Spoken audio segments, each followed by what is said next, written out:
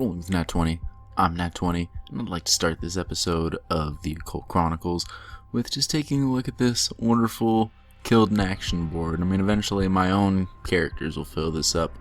There's wonderful references like Sterling Archer, Janis Joplin, Wilma Flintstone, Nicholas Fury, Ada Wong. I'm sure the rest of them are references. I don't get the rest. But I definitely get me an Archer reference, a reference to a musical singer, Flintstones, Marvel, and Resident Evil. And we're back in it, trying to find a pianist. Yeah, that'd be much too easy if the piano was somewhere else in this room, huh? Alright, well, we've completely searched this room. Let's take a look this way. I don't believe that door is going to access to us because I think that leads upstairs. Could be wrong. Nope, that definitely leads upstairs. We have no access to that door. We do have access to this wall of trophies. Your attention is drawn to a wall covered in mounted trophy heads. You recognize some of them as big game animals, but others are truly bizarre creatures.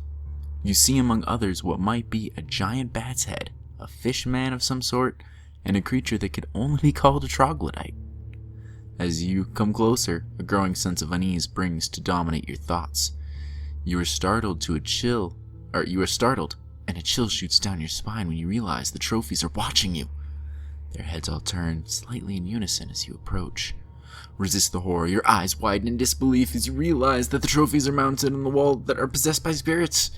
You can feel them probing your psychic defenses as they try and get into your head. Will they make it into our heads? Eek. Yeah, they're gonna make it right in our heads. Our mind is weak and the spirits brush aside your defenses. All start talking to you at once. It's enough to drive you mad. You lose a sanity. Just one, though. Down to 8 and 8. That's not a good place to be. Trophies gaze at you with pleading eyes. You can sense that some of them want to make contact with you physically. Others look like they want to tear you apart if they had a body with claws or could get their fangs on you. There's definitely some type of strange sorcery involved here that is binding these spirits to the trophies. You can feel a wave of anger building slowly in the psychic space of this room. Someday soon, it's going to explode. We get quite a few options here. We can attack the trophies, dispel the spirits, engage in a psychic battle, run away, and shoot the trophies. So, I don't exactly know what I want to do here. Nothing has told us to deal with these trophies. I think I actually want to run away, because the trophies seem like a pretty important set piece to be dealing with at some point in the future. Queen over pages is going to get us an excellent runaway. You exert all your willpower to step away from this unsorcelled wall. Ensorcelled. Magic wall. Step by step you feel its power wane until you are suddenly free. I won't get anything from running away, of course. But I do know where that I can find some talking busts. That is what I end up needing in the future. Let's take a look and see what's in this room. Another hall. There are so many halls generated in this house. Just wow. That hall takes us downstairs. Which actually leads me to something interesting. The point of the game.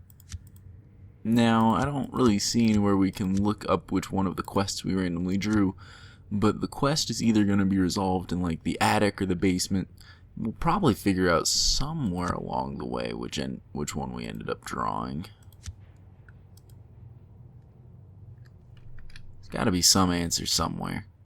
Anyway, that's not super important. The house generates slightly based on the quest, but mostly it's going to generate the same, and the quest changes the outcome a little bit from what I remember. And we found the haunted piano. You see a magnificent grand piano in front of you. The hairs on the back of your neck begin to stand on end. You feel a presence nearby.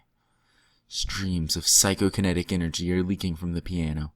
You can hear a wailing plea in your mind for help. Some supernatural entity possesses the piano. You brace yourself for psychic impact. Resist the horror. You can see the psyche wave roll towards you. You steady yourself to withstand its shock. Boom. Bust that up. Bust that up.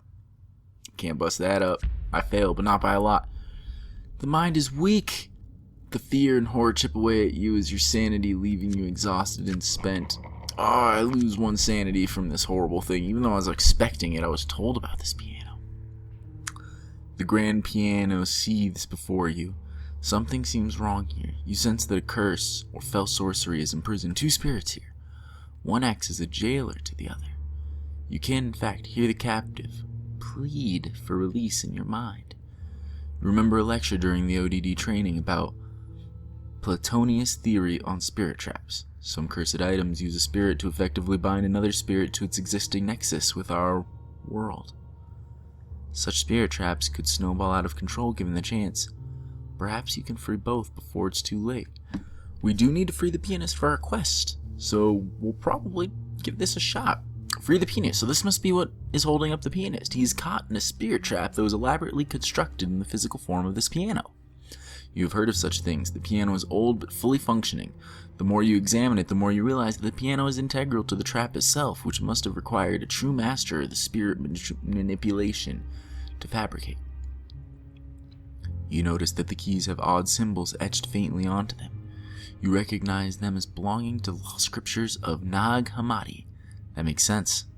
If you can remember the correct release invocation and press the correct keys, you should be able to disarm the trap and free the ghost. This is a sorcery dispel lore check.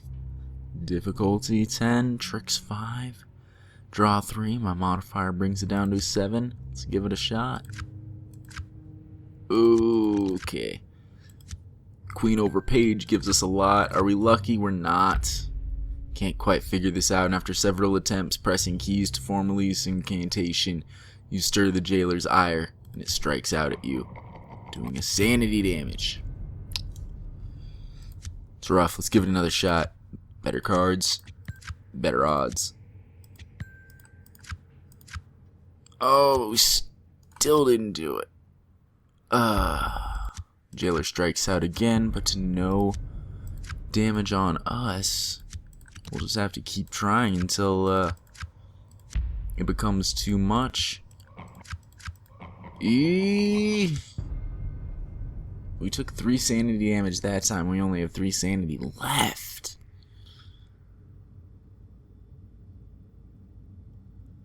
We have brought our tricks and draws up to 5 each. I'm scared. King of Wands there for a 6. 10 here for the win. We barely make it this time. It is not easy at all. But you decipher the keys and free the pianist. He is most grateful and vows to accompany you until you return to the ball. He says that you will never even know he's there at all. So we get part of our quest complete. And we should now make our way back to the ball.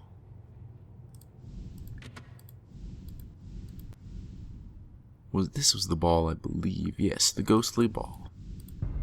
We've made our way back to the ball, and the ghosts explained to you that the band will not play. We read all this before. We're going to approach the ghosts and decide to tell the ghost that you've found the ghost pianist, that the ball can resume. The ghost pianist makes his entrance on your cue, and the band strikes up a grand waltz. The ghost's attention is now focused on you. You think you know what they want, and you wish you had taken more lessons.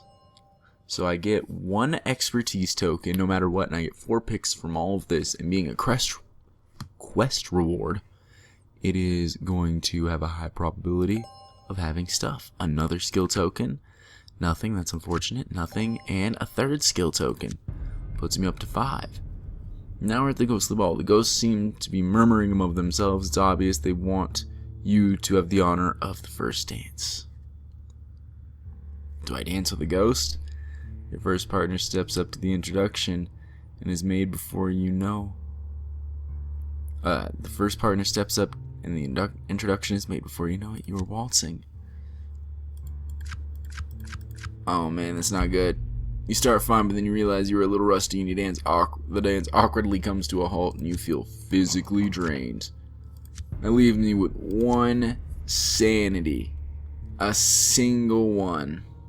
Now I really wish there was a good way for us to recover some sanity. There is not. Not that we have found. We are in a bad place, y'all. There's a locked door here. It's a secret locked door.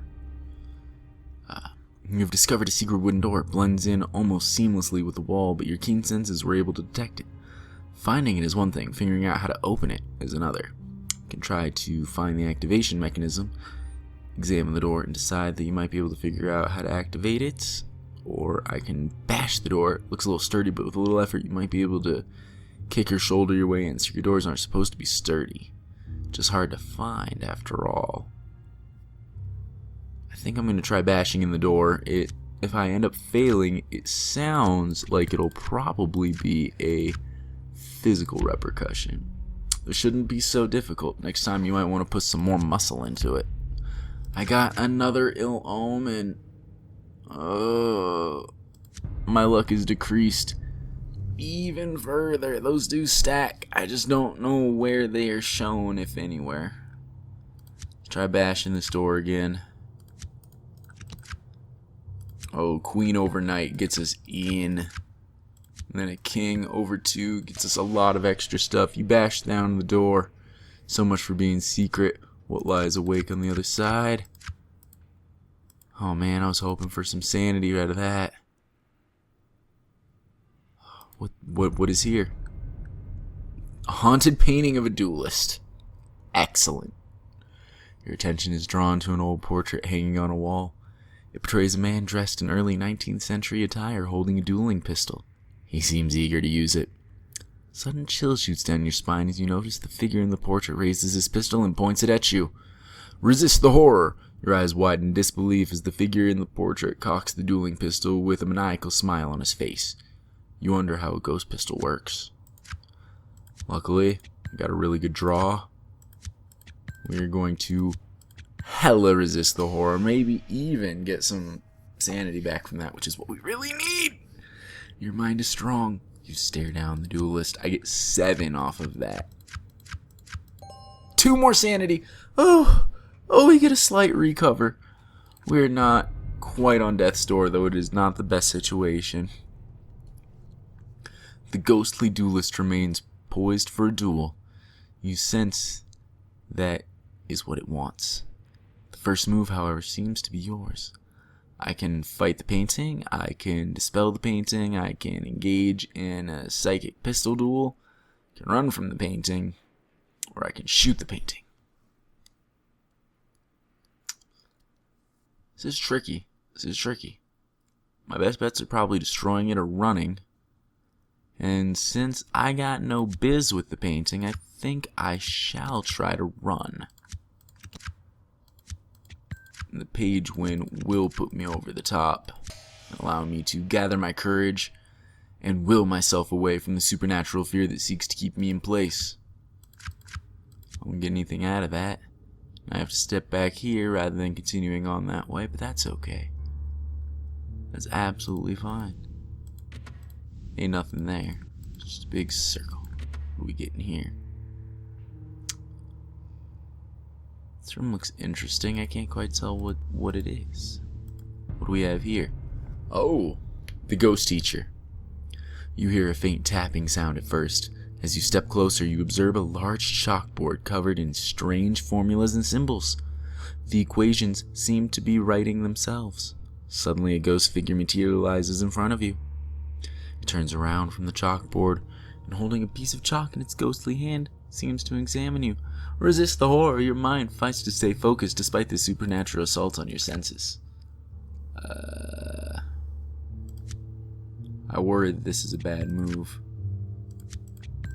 but it is a moot point. You have kept your sanity. You've seen one ghost, then you've seen them all. No, not really, but this one just doesn't scare you. Doesn't give me anything either. You behold the ghost of what was obviously a school teacher.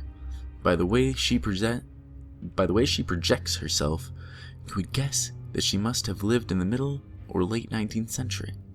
She seems to be looking around the room as if she were searching for something. A question from a student, perhaps? What are my options? Physically dismiss, communicate, and flee. Communicate is always the correct answer. You decide to reach out with your psychic talents as a medium and make contact with a ghost. Perhaps it has some information that could help you. Ooh, this is a bad draw. Ooh, this is not good. You enter a trance but cannot establish contact with a ghost. Her worries about something consume her entire attention. Your head aches from the effort. Not too bad, though. We're going to try again. And I get an extra draw this time, which should help our odds. The page gives us a fighting chance, but one of these has to be the ace, and it's not. So, trance, fail, and lose 1 sanity, but it didn't kill us. Now, we need to communicate with this ghost. Really bad. And we're going to get to this time by a large margin. Maybe we'll even get that sanity back. You enter a trance and establish contact with the ghost.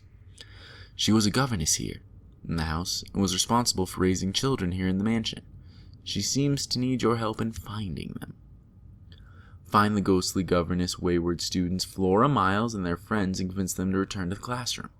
Then return. And I get 1 sanity back to make up for the one I lost.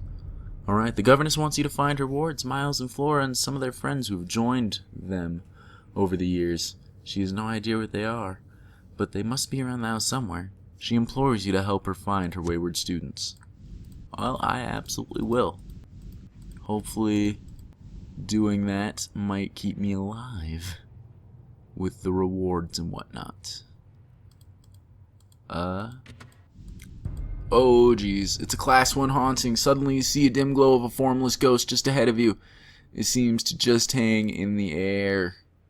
I forgot I got all those skill points, and I could probably be leveling something up. I am a fool. Alright, well, maybe the most basic of spectral creatures, an unformed psychokinetic disturbance, but it's a spirit all the same, and it would frighten any flesh and blood human. Does it frighten me? Boom. Boom. Boom. No, it doesn't. That third boom was a loss, but my mind is strong, and I've seen things way worse than this. In fact, this guy puts my mind at ease. Some of my encounters might actually be this easy. Now I can run from it, or I can destroy it. Now destroying it is 1s, but the target is 5, so he's a punk, and I'm gonna give it a shot and fail. You engage in a psychic duel with the ghost. It overwhelms your psychic defense and tries to get into your mind. Oh yeah, we'll try again. This draw sucks. And oh, we lose a sanity. Alright. Try again. This draw is much better. Ooh. Well, we barely pull out the win. You engage in a psychic duel with a ghost. It turns its mindless anger and desperation against you, but you prevail. You feel that whatever it was before would thank you for the peace you gave it. I get a sanity back. Excellent. Can't complain about that, especially since that's what I need more than anything else that they're offering. The story advances. Token drawn. Life support fully functional. The chief alien engineer has stabilized the saucer's environmental controls. If you stay in the saucer too long, the atmosphere inside will eventually kill you. Looks like we got aliens. Okay. Looks like we got aliens, and I don't remember this exactly, but this seems to set the story bits. Chief alien engineer stabilized the saucer's environmental controls. Somewhere in here there's gonna be a flying saucer, and now if I stay inside the saucer, the atmosphere will eventually kill me, and all challenges that involve cups as the primary suit receive a -1 modifier to the number of cards drawn to the player's hand. Oi, that is not fun. I do have 5 here, so I should probably increase something. I could increase my wands to 2, which is probably what I want to do. On the other hand, I could get another skill card, which wouldn't immediately benefit me, but it gives me the option to level up in multiple ways. It doesn't give you all of the initial benefits of choosing a background, but it gives you the level up options. But I do think I'm going to go with wands, because I could very much use a wand. Because all these sanity rolls are killing me. Oy, all of the hallways. Except this. This looks to be outside, actually. Is this outside? A coven of witches! You see a soft glow of fire as you approach it. You can recognize the outline of a cauldron sitting on top of it. Steam rises from it, indicating that its contents are still being brought to a boil. You suddenly feel very uneasy. There is a spell at work here. You focus your mind to shrug off its effects, but you begin to feel hazy and drunk. 3 pairs of glowing green eyes stare out at you from around the cauldron. Resist the horror. Walking into the witch's ritual and beholding their hypnotic gaze has put you into a disadvantage, and you have to fight to keep your sanity. Luckily, we drew a lot of good cards. Hopefully, we get lucky with this. Oh man, the king, the one thing that could beat the queen. It hurts. It hurts. We're gonna fail the horror because they drew better cards than us. Your mind is weak. No, their scariness is strong. You feel like you want to climb into the cauldron. Luckily for you, they break off their gaze at the last moment. I don't think that's how you spell that sort of gaze. The ordeal threatens to sap your sanity. The ordeal threatens to sap you sanity? Alright. And it did sap a sanity, unfortunately. You've come across 3 Crenonian witches. You sense the presence of their horned god nearby. The witches have gone back to their ritual. You wonder why they would treat your intrusion so lightly. Consider your options carefully. These creatures are undoubtedly powerful, and the ritual centering around the cauldron must only strengthen them and the power they draw from the horned god. I can attack them, sorcery, talk, flee, or attack them harder. Always talk. You sense that they have left you alone for a reason. You're not certain if it's due to the fact that they have completely discounted any threat that you could muster, or that they somehow want you to make contact. Well, let's give it a shot and not do so hot. Step forward, but your courage fails. You can't utter a sound. They seem disappointed. Let's try again. Try a little harder this time to talk. It's way better. Alright, cups, darn.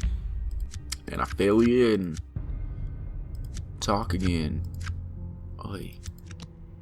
Okay, so Ace on a King doesn't even win. Ace loses to everything. Man, I can't catch a break.